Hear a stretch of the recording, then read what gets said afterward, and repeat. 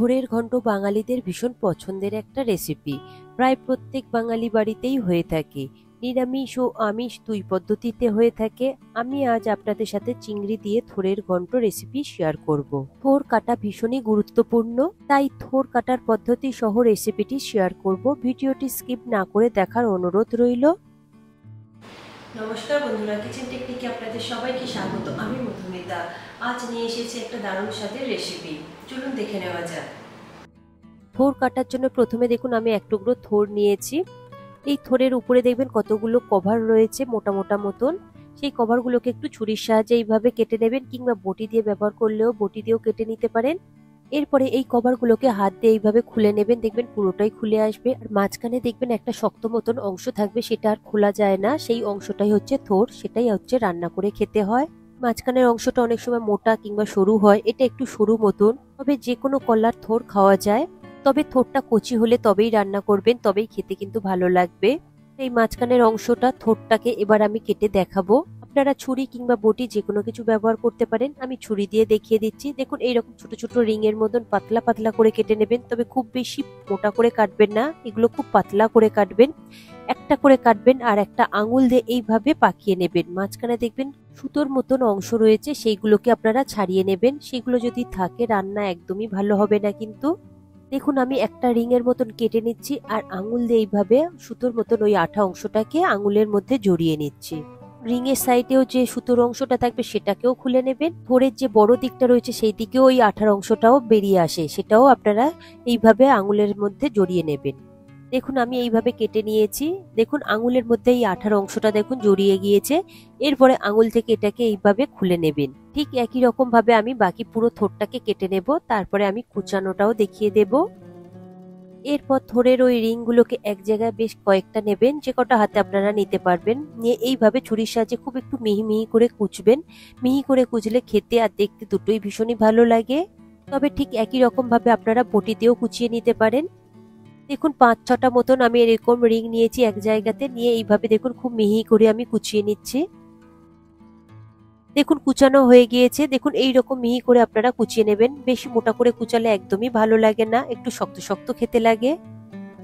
আর কুচানো হয়ে গেলে কিন্তু এইভাবে বাইরে খোলা হাওয়াতে রেখে দেবেন না, তাহলে কিন্তু পুরো কালো হয়ে যাবে। তাই সঙ্গে সঙ্গে আপনারা জলের মধ্যে দিয়ে দেবেন। জলে দেওয়া হয়ে গেলে তারপরে ওতে অল্প করে একটু নুন আর অল্প করে একটু হলুদ গুঁড়ো দিয়ে দেবেন। এতে করে তাহলে আর কালো হয়ে যাবে না। দেখবেন থোড়ের কালারটা খুব সুন্দর সাদা সাদা হয়ে থাকবে।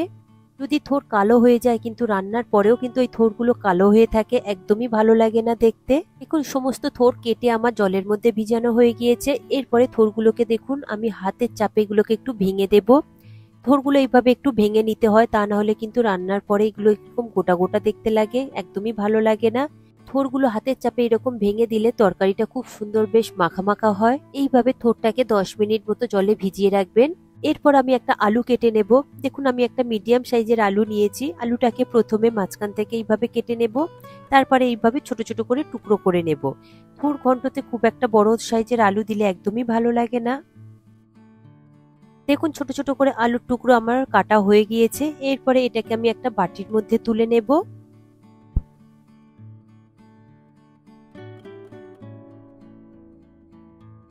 এরপর আলুটাকে জল দিয়ে ভালো করে ধুয়ে নেবেন, তা না হলে কিন্তু আলুটা কালো হয়ে যাবে। এরপর নিয়েছি চিংড়ি। আমি চিংড়িগুলো আমার বেশ বড় সাইজের রয়েছে। আর চিংড়িগুলো দেখুন আগে থেকে আমি কেটে ধুয়ে পরিষ্কার করে নিয়েছি। আর লেজের দিকের অংশটা একটু করে রেখে দিয়েছি, যাতে চিংড়িটা একটু সোজা হয়ে থাকে। এরপর একটা মিডিয়াম সাইজের পেঁয়াজ নিয়েছি। যেহেতু এটা আমিষ রান্না করব, তাই আমি এখানে পেঁয়াজ আর রসুন একটু ব্যবহার করেছি। এরপর পেঁয়াজটাকে খুব মিহি মিহি করে আমি কুচিয়ে নেব। দেখুন খুবই পাতলা করে আমি কুচিয়ে নিয়েছি।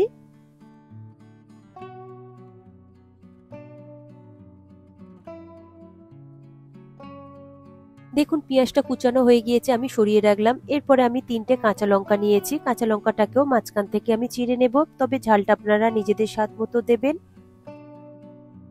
তবে থোড়ের ঘন্ট খুব বেশি ঝাল ঝাল হলে ভালো লাগে না, একটু মিষ্টি মিষ্টি হলেও বেশ ভালো লাগে খেতে। এরপর নিয়েছি 5 কোয়া রসুন। রসুনটাকে আমি এখানে বেটে নেব না, আমি এখানে ছোট ছোট করে মিহি করে কুচিয়ে নেব। এখানে রসুন কুচি ব্যবহার করলে খুব সুন্দর একটা ফ্লেভার আসে। দেখুন রসুনগুলো আমার মিহি করে কুচানো হয়ে গিয়েছে। এরপরে আমি রান্নার জন্য একটা কড়াই নিয়ে নেব। কড়াইটা গরম হলে এতে দিয়ে দেব 3 টেবিল চামচ পরিমাণে সাদা তেল। তেলটা একটু গরম হয়ে গেলে তারপরে আমি আলুটাকে বেশ লাল লাল করে ভেজে নেব। আলুটাকে দেখুন মিডিয়াম টু হাই ফ্লেমে আমি আলুটাকে লাল লাল করে একটু ভেজে নিচ্ছি। তবে আলুটাকে একটু কন্টিনিউ নাড়াচাড়া করবেন, তা না হলে কিন্তু একটা সাইড খুব বেশি কালো হয়ে যেতে পারে। তবে আপনারা এই রান্নাটা সাদা তেলের পরিবর্তে সর্ষের তেল দিয়েও করতে পারেন, তাতেও টেস্টটা খুব সুন্দর আসে। দেখুন আলুগুলোও লাল লাল করে ভাজা হয়ে গিয়েছে। এবার ঝাঁঝরি দিয়ে তেল থেকে তুলে নিয়ে আমি একটা বোলের মধ্যে রেখে দেব। দেখুন আলুগুলো তোলা হয়ে গিয়েছে। এবার ওই তেলের মধ্যে আমি চিংড়িগুলোকেও ভেজে নেব। তবে চিংড়িগুলোকে নুন হলুদ একদমই মাখাবেন না, তাহলে কিন্তু এর থেকে জল ছেড়ে দেবে। এখন চিংড়িগুলো দেওয়ার পরে গ্যাসের ফ্লেমটাকে আমি হাইতে করে দিয়েছি, দিয়ে 1 থেকে 1.5 মিনিট মতো একটু নাড়াচাড়া করে ভেজে নিয়েছি। তাতে দেখুন চিংড়ির কালারগুলো কত সুন্দরভাবে একটু লাল লাল হয়ে এসেছে। তবে নুন হলুদ দিয়ে মাখালে এই কালারটা আসে না। নুন হলুদ দিয়ে ভাজলে চিংড়ি থেকে অনেকটা পরিমাণে জল ছেড়ে দেয়। আর দেখুন নুন হলুদ ছাড়া আমি ভেজেছি, একটুও জল ছাড়েনি। আর গ্যাসের ফ্লেমটাকে হাইতে রাখবেন সব সময়। দেখুন চিংড়িগুলো আমার নাড়াচাড়া করে ভাজা হয়ে গিয়েছে। এরপরে ঝাঁঝরি দিয়ে তুলে আমি একটা প্লেটের মধ্যে এটাকে তুলে নেব। এর থেকে বেশি লাল করে ভাজবেন না, তাহলে শক্ত হয়ে যাবে। চিংড়ি তোলা হয়ে গিয়েছে। এরপর ওই কড়াইতে আমি আরো 2 চা চামচ মতো সাদা তেল দিয়ে দেব। তেল গরম হলে দিয়ে দেব 2টো শুকনো লঙ্কা ফোড়ন, দেব 2টো তেজপাতা, দেব গোটা গরম মশলা, দারচিনি, এলাচ আর লবঙ্গ। সে ফ্লেমটা লোতে রেখে কয়েক সেকেন্ডের জন্য একটু ফ্রাই করে নেব। তারপরে এতে দিয়ে দেব 1 চা চামচ গোটা জিরে। গোটা জিরে দিয়ে 10 সেকেন্ড মতো একটু নাড়াচাড়া করে নেব। তারপরে এতে দিয়ে দেব কুচিয়ে রাখা পেঁয়াজ। পেঁয়াজ দেওয়ার পরে গ্যাসের ফ্লেমটাকে হাইতে করে দেবেন। এরপরে পেঁয়াজটাকে একটু গোল্ডেন ব্রাউন করে ভেজে নেবেন। দেখুন পেঁয়াজ আমার ভাজা হয়ে গিয়েছে, এর থেকে বেশি কালার করবেন না। এরপরে দিয়ে দেব লঙ্কা আর দিয়ে দেব কুচিয়ে রাখা রসুন। রসুন দিয়ে রসুনের কাঁচা গন্ধ চলে যাওয়া পর্যন্ত একটু নাড়াচাড়া করে নেবেন। তবে এই সময় গ্যাসের ফ্লেমটা মিডিয়ামে রাখবেন। রসুনটা ভাজা হয়ে গিয়েছে। এরপরে দিয়ে দেব থোড়। থোড়টা নুন হলুদ জল থেকে তুলে পরিষ্কার জলে খুব ভালো করে একটু 2 থেকে 3 বার ধুয়ে নেবেন। তারপর জল ঝরিয়ে এই থোড়টাকে কড়ার মধ্যে দিয়ে দেবেন। হাইতে দিয়ে একটু নাড়াচাড়া করে নেবেন। এরপরে দিয়ে দেব স্বাদ অনুযায়ী নুন, দেব 1 চা চামচ হলুদ গুঁড়ো, দেব 1 চা চামচ জিরে গুঁড়ো, দেব 1 চা চামচ ধনে গুঁড়ো, দেব 1 চা চামচ কাশ্মীরি লঙ্কার গুঁড়ো। এটা কালারের জন্য দেওয়া, আপনাদের কাছে যদি না থাকে তাহলে নাও দেবেন, এতে কোনো অসুবিধে নেই। এতে কোনো টেস্ট আসে না, শুধু কালারটাই চেঞ্জ হয়। এরপর গ্যাসের ফ্লেমটা হাইতে করে খুব ভালো করে মশলাগুলো থোড়ের সাথে মিশিয়ে নেব। এখন মিশানো হয়ে গিয়েছে। এরপরে দিয়ে দেব ভেজে রাখা আলু। আলুটা দিয়েও থোড়ের সাথে খুব ভালো করে একটু মিশিয়ে নেব। 2 থেকে 3 মিনিট ভালো করে লো ফ্লেমে মিশানোর পরে এরপরে দিয়ে দেব পরিমাণ মতো উষ্ণ গরম জল। আমি এখানে 1 কাপ পরিমাণে জল ব্যবহার করেছি, যেহেতু আমার এখানে অল্প পরিমাণে, আপনারা আপনাদের প্রয়োজন মতো ব্যবহার করে নেবেন। দেখুন জল দিয়ে খুব ভালো করে একটু থোড় আলুর সাথে মিশিয়ে নিয়েছি জলটাকে। এরপর ঢেকে দেব, দিয়ে মিডিয়াম ফ্লেমে 10 মিনিটের জন্য সিদ্ধ হতে দেব থোড় আর আলুটাকে। দেখুন 10 মিনিট পরে ঢাকা খুলে দেখছি থোড় আলু একদম সিদ্ধ হয়ে গিয়েছে আর গ্রেভিটাও একদম মাখা মাখা হয়ে গিয়েছে। এরপরে আমি চিংড়িগুলোকে উপর থেকে দিয়ে দেব। চিংড়িটা দেওয়ার পরে গ্যাসের ফ্লেমটা লোতে করে দেব, দিয়ে একটু ভালো করে মিশিয়ে নেব চিংড়িটা থোড় আলুর সাথে। এরপরে আমি একটা বোল নিয়েছি, তাতে 3 চা চামচ মতো আমি গোবিন্দভোগ চাল নিয়েছি।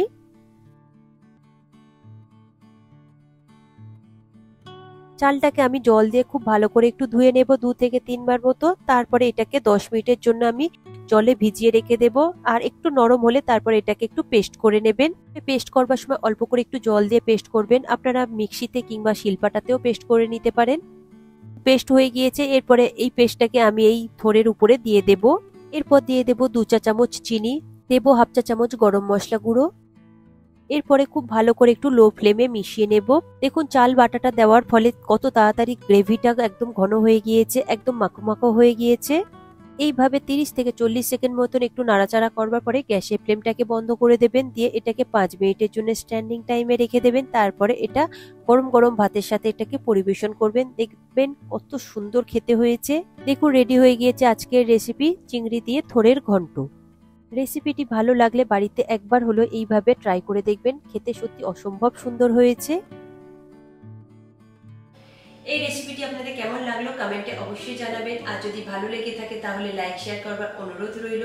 সাথে এই রকম সব নিত্য নতুন রেসিপি পাওয়ার জন্য কিচেন টেকনিককে সাবস্ক্রাইব করে রাখবেন।